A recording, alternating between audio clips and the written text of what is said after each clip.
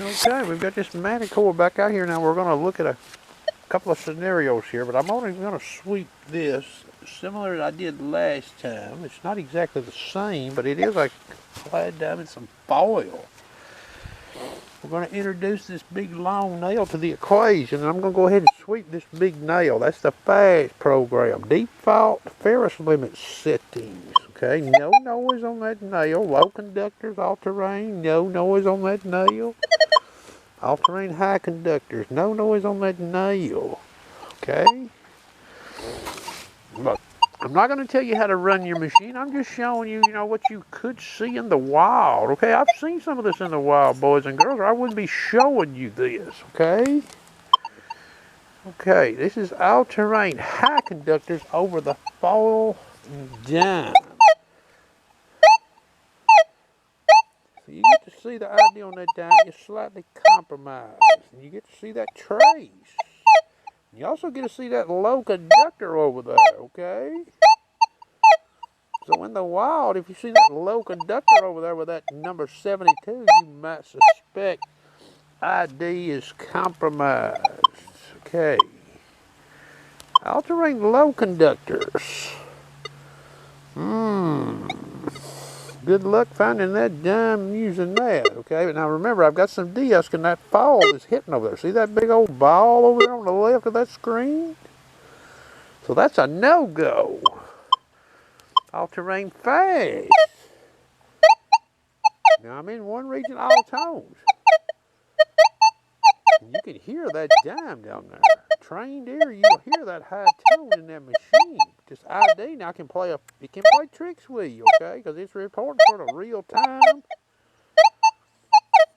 When the call gets out here to the right, you'll see that 81, 83 try to pop in that window, okay?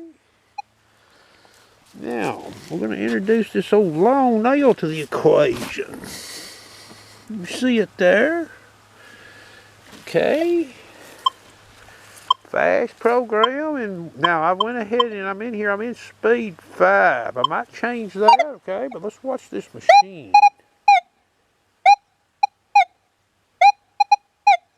See what it's doing there? You get to see that screen. So it's not giving a damn ID anymore, is it? Alright. And now we're in an all-terrain low conductors. Let's watch that screen. There's nothing in the high conductive range on that screen, and there's no high tone at all. Okay, you see the nail and you see the low conductor only. See it over there on the left, the low conductor? The foil. All-terrain high conductors.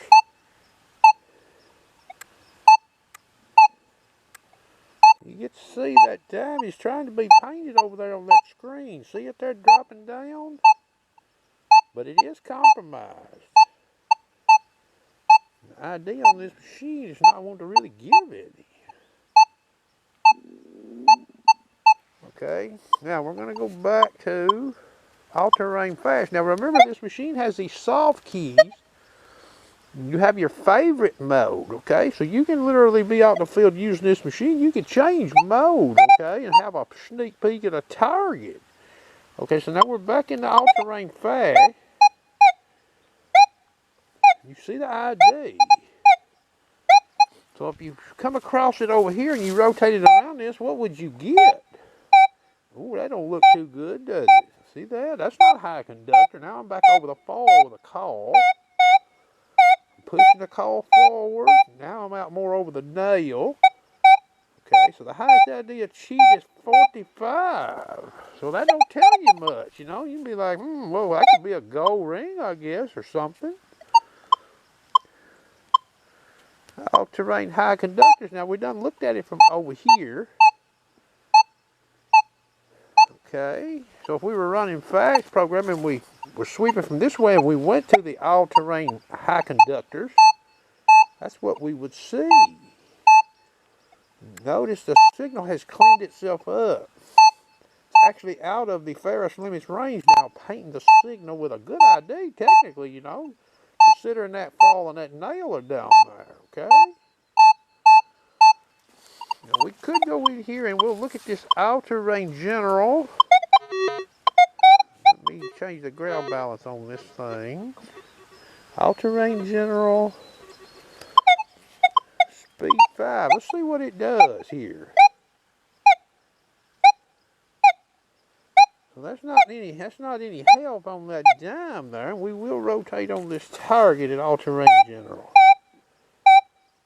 Okay. So no help. So the best program here is the all-terrain high conductor.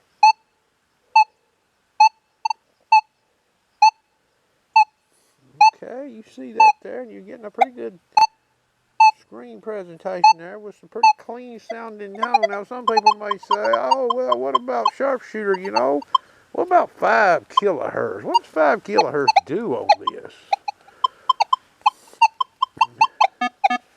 Let's see. Speed 5 kilohertz. That's what 5 kilohertz does on that. And I'm going to rotate on this target in 5 kilohertz. Look at that, boys. Nada. El Zippo. That's 24 sensitivity. What I will do, in the interest of this video, I'll noise cancel it in 5 kilohertz. Okay. 5 kilohertz sweeping as such. You see that dime is still down there. There's no tricks in this video. Look at that. 5 kilohertz. Well, if you was in the wild and you come across that target right there with this machine, see, 5 kilohertz is picking the fall up. As soon as that call comes out there close to that iron, that nail. Okay, now what we will do, let me let this ground balance down on it to make sure nothing's going haywire here. Still in 5 kilohertz. Nada. Dime is invisible. Now that fall, you see some signal over there on the left of that screen, but there's nothing out on the right side. Okay, now what we'll do is, let's look at 10 kilohertz sweeping from this direction. Okay, we get some action in 10, but look at the meter and listen to that signal. We will turn on this target at 10 kilohertz. You get to see the ID, what it gives. It's not giving me any higher conductive whatever. And we'll look at 15 kilohertz and we'll call it quits. Now I'm sweeping from this orientation. 15 kilohertz. You get to see the ID. That's not too close to a dime, is it? Okay, now we're going to turn here. Okay. So on this machine here, you can see the power of the Multi-IQ Plus. You see that? All-terrain high conductors. You see that ball over there on that right side. I hope you enjoyed the video.